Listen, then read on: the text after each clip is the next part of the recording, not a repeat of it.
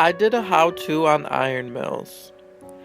An iron mill or ironworks is a building or site where iron is melted. Below you see a picture of an iron mill. This is a picture from the iron rolling mill in the 1870s by Adolf Menzel. Iron mills also produce steel. One of the tools used in an iron mill is called a blast furnace. I provided a picture below. The purpose of a blast furnace is to chemically reduce and physically convert iron oxides into liquid iron called hot metal. The blast furnace is a huge steel stack lined with refractory brick where iron ore, coke and limestone are dumped into the top, and preheated air is blown into the bottom.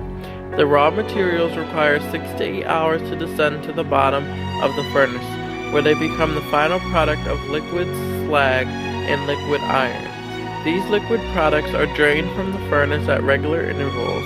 The hot air that was blown into the bottom of the furnace ascends to the top in 6 to 8 seconds, after going through numerous chemical reactions.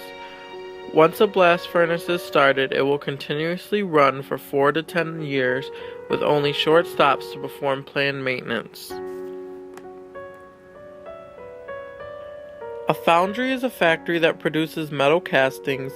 Metals are cast into shapes by melting them into liquid, pouring the metal into a mold, and removing the mold, material or casting after the metal has solidified as it cools. I have provided a picture above of a foundry. The process that goes on in iron mills are usually described as hard manual labor, and the conditions are not always ideal. This job, if being worked, can be a difficult one at best. The iron and steel produced are used for a lot of things in everyday life that we may not even know. We just look past them and take them for granted sometimes. This concludes my presentation on iron mills. Thank you. In 1830 to 1860, it was an exciting time for healthcare. Things were changing rapidly, and social changes greatly impacted women's roles in the field. Although not an American, you cannot talk about nurses without mentioning Florence Nightingale. She changed everything that was thought about nursing, focusing mainly on sanitation. Her insight was asked for during the Civil War to help decrease the death rate for the Norse Army. I actually took the Florence Nightingale oath when I graduated with my LBN. The next woman that I wrote about was Dorothy Dix. She was an advocate for social reform, most notably with mental health. In this chart, you can see many of the kinds of mental health issues that people, mainly women, were admitted for, such as female issues, domestic trouble, or time of life. These kind of admissions were used by husbands as punishment for an unruly wife. This is a tranquilizing chair that was used in hospitals to calm an uncontrollable patient, and they were left for extreme long periods of time. Dorothy Dix works on changing the tide, though, and helped implement what was called moral therapy throughout the nation. Lastly was Elizabeth Blackwell, the first female physician. She was accidentally accepted in medical college due to those voting believing that it was a practical joke, and voted to allow her to attend. She faced many obstacles and discrimination, but graduated despite these. Later, her sister also gained a degree, and they started a medical school for women in New York, and later another one in London. These 3 women were amazing, so please take time and read more about them or watch the videos at the end of each blog about their lives. The printing press from 1830 to 1865. During this time period, not only were the standards of literature changing, but the means of printing that literature was shifting drastically. The invention of the steam-driven flatbed press for printing books emerged and led to the penny press. This printing press was nicknamed the penny press because you could buy a newspaper for only a penny. During this time, newspapers went for about 6 cents per paper, and therefore many people were thrilled at the idea of being able to purchase such inexpensive reading material.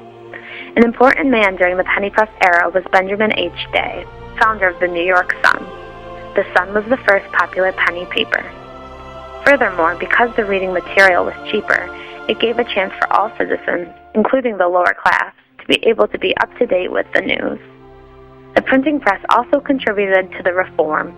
The ability of reformers to be able to spread the word about their cause was made possible by many of the same means we use today. The power of the press was growing increasingly and helped the cause for many reformers during the Renaissance.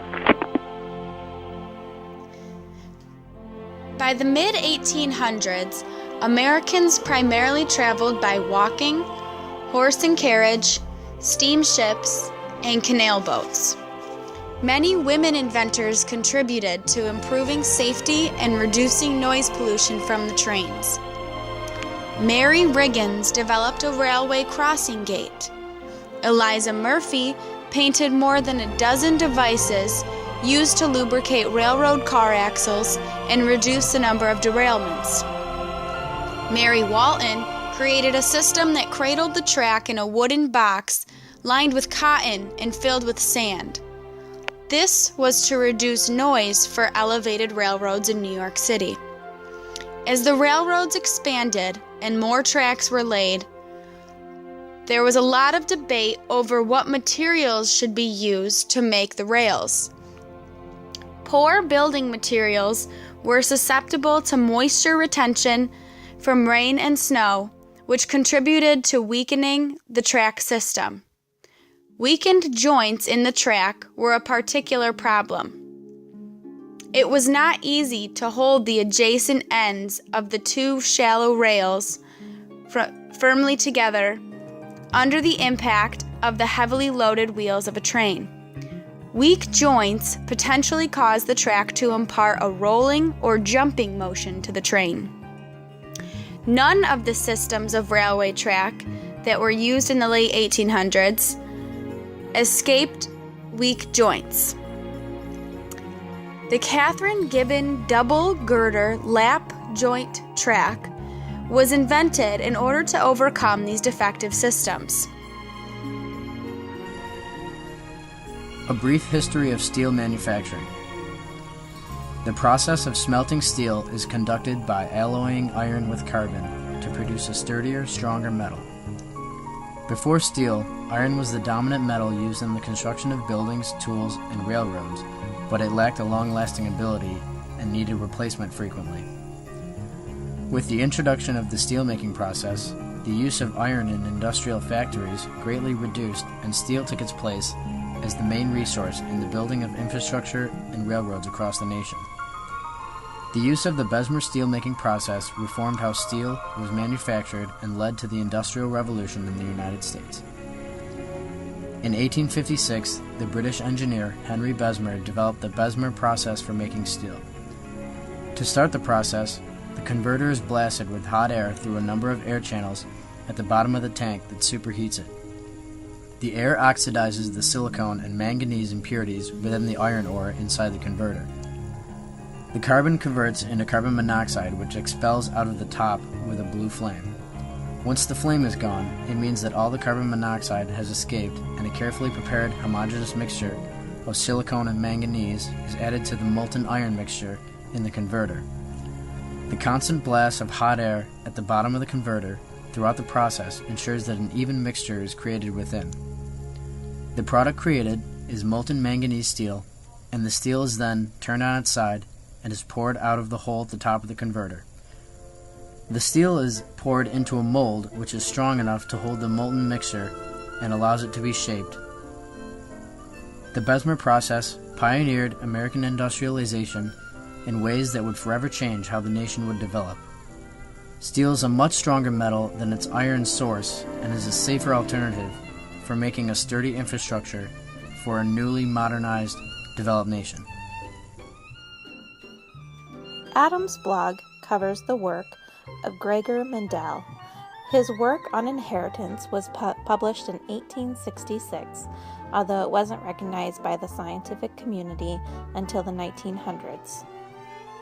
While Mendel's research was with plants, the basic underlying principles of heredity that he discovered also apply to people and other animals, because the mechanisms of heredity are essentially the same for all complex life forms. His theories laid the groundwork for future science, including the study of DNA, molecular genetics, and the genes. Although he died before he could see his theories further studied, they laid the groundwork for modern scientific thought on the study of genes.